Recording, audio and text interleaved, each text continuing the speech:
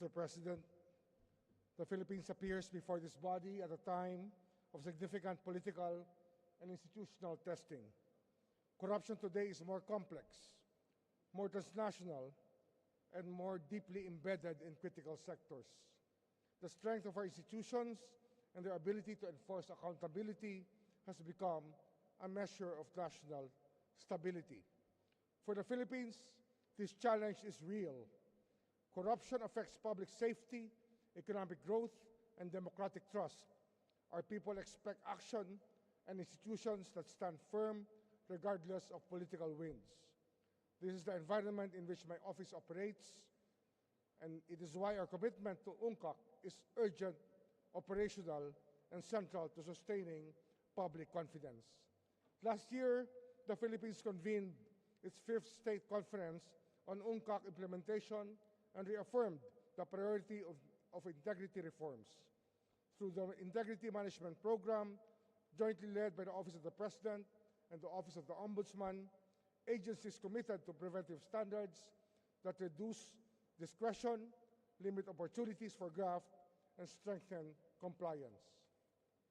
Our President's anti-corruption strategy rests on two pillars: streamline and digitize government processes, and empower citizens through full disclosure and transparency. This direction is now embedded in the new Government Procurement Act, which integrates digital oversight, requires beneficial ownership disclosure, and reinforces public participation. These reforms protect national credibility and ensure development is not undermined from within.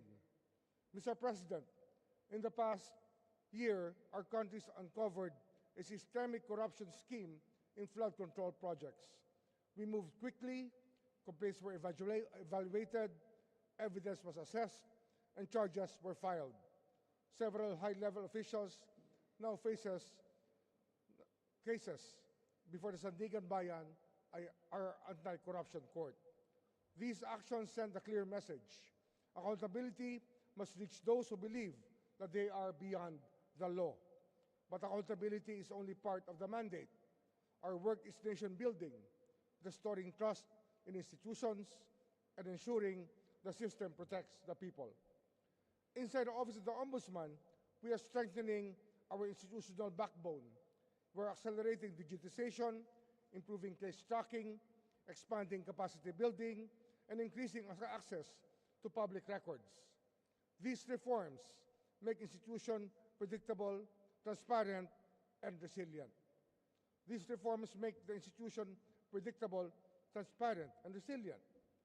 And as I tell our workforce, success cannot rely on a strong leader alone. It must rest on a strong institution. Cultural change is just as important. A new generation of lawyers is stepping forward.